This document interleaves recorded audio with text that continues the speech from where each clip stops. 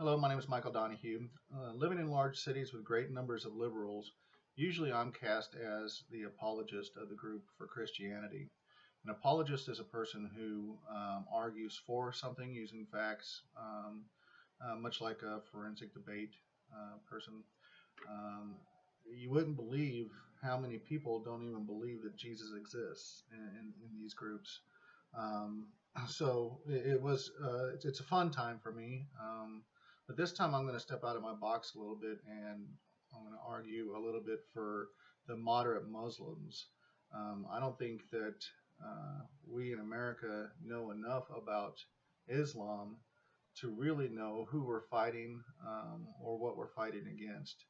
Um, Now, I know many Christians will not approve, and I may not reach, but I believe it is in the best interest of our country to understand the enemy we are facing across the globe today. I imagine that most of you would not receive the news very well that there are Christian sects that have been violent and bloodthirsty as well. One recent one that comes to mind is the sect of Seventh Day Adventists, led by a man named David Koresh, who some of you might recall ended up in a compound in Waco, teaching his followers that the end is coming and to arm up and hole up there, where it allowed him to abuse women and children and eventually basically turn the entire group into a cult of martyrs, which they became. So this theme might seem familiar now with all the terrorist attacks and the suicide bombings and things like that. I want people to understand that it's not a particular event for a particular religion, that it happens across the spectrum. The thing about Islam is that it's kind of been hijacked. It's such a different system than what we're used to. You really have to take it back all the way to Muhammad and the original intent. And so we're going to talk about here is the three things that have really deterred the peaceful Meccan scriptures and taken the religion in some parts of their society to a completely off kilter, almost cultish type thing. And so we have to look at the Quran itself, the Shia and Sunni schism, what hadiths are, and finally what the fiqh is. And so we can begin with the book. You have Muhammad supposedly receiving scriptures from Allah um, in the 6th century in a cave outside of Mecca, where he wasn't exactly a prestigious person, but he came from a prestigious clan, and they were Muslim. There were Muslims at the time, but the Muslims were they embraced also animistic gods. And Muhammad came back with these scriptures from Allah saying that no, you're gonna worship the one God. You're gonna embrace your Abrahamistic principles, the principles of Abraham, and you're gonna go back and you're gonna worship the one God. You're gonna be tolerant of other people, and actually his message was one of the first messages that was gender tolerant, that women were on an equal footing with men, and that it was against Allah's will to judge people on the basis of their religion, which was pretty out there. But Mecca, like now, was a holy place, and it was a holy place for many religions to come. So I think Muhammad knew that in order to get people to listen to this to the words that they'll have to be tolerant. They'll have to be able to discuss things. So then you have him fleeing to Medina, where you have some other scriptures. Now, I look at the book as the first part, the Mecca, being the priest Muhammad, and the second part, the Medina, being the general Muhammad, where now he has to tell his people how to fight the invading Meccans. The Meccans and them were not getting along because he was telling the Meccans, hey, you can't have all your gods anymore. So when you start reading these scriptures in the Meccan part, you see the more violent aspects of the book because he's telling his people um, kind of the same thing that maybe Gideon. If you were to interview Gideon before he went to battle, what's he going to tell his people? Well, go out there and kill them and have bloods and guts and veins in your teeth, like Woody Guthrie says.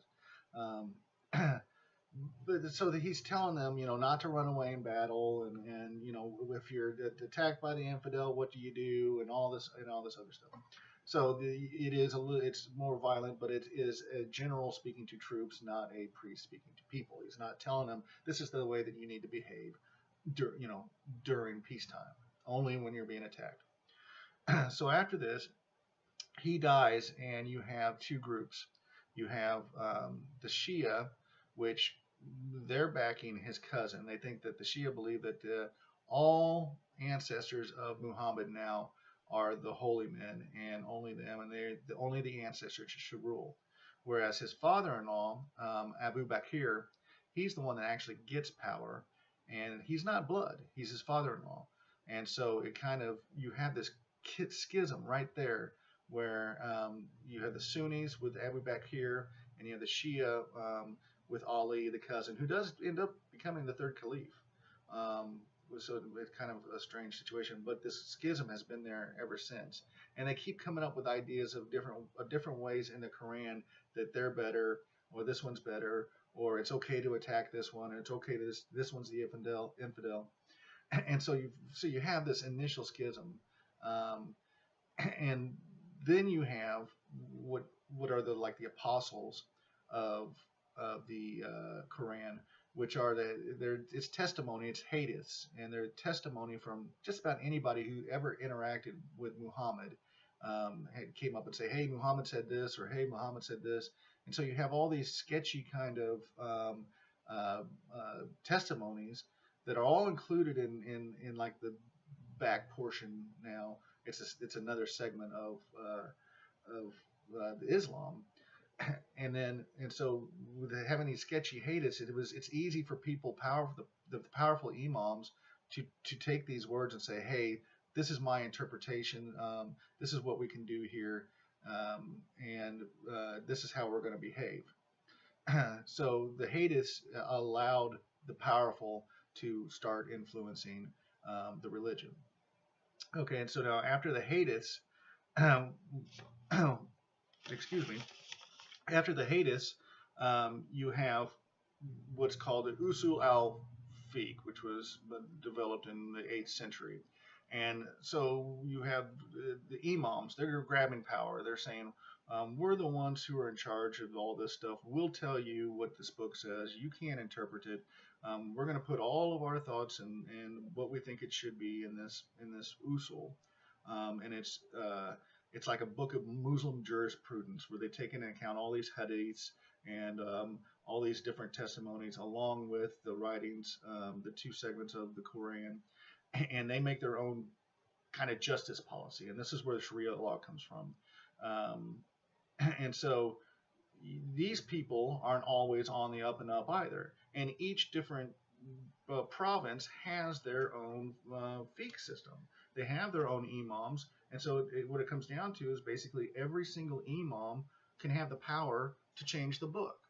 So throughout the entire Islamic world, you might have one imam here, like in Iran, that has an interpretation of the book, and then you might have a completely other one in, say, southern India that has a completely more peaceful interpretation. By and far, and this is what I think Americans should understand, most of the Muslim world are moderate. They do not hold on to the general aspect of the Quran, and their imams are more peaceful, and they teach them, the tolerant aspect and the love and everything that is good about what Muhammad wrote. Whereas you have these small factions that want to use the book to grab power. and some of them aren't so small. Iran is an entire country, and now you have ISIS doing the same thing. So I just want people to remember that when we're talking about when you examine the internal forces of Islam, those such as Sharia law and the deep-rooted factions of Shia and the Sunni beliefs, um, it becomes clear that a broad, sweeping policy to deal with everybody all at once is not possible. Neither will it be developing a national strategy of handling multitudes of refugees. Well, that won't be simple. So I think we need to understand that they're not bad.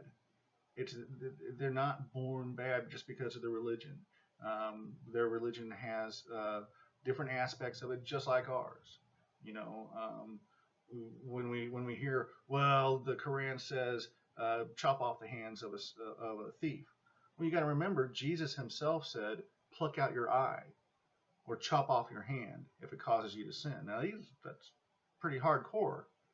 So, in conclusion, just use your heads. I think that we can all get together and realize that not every refugee is going to be a problem. And yes, it will be a problem trying to weed out the ones that have been radicalized. But Islam itself is not a radical, bloodthirsty religion. People make it so. Thank you.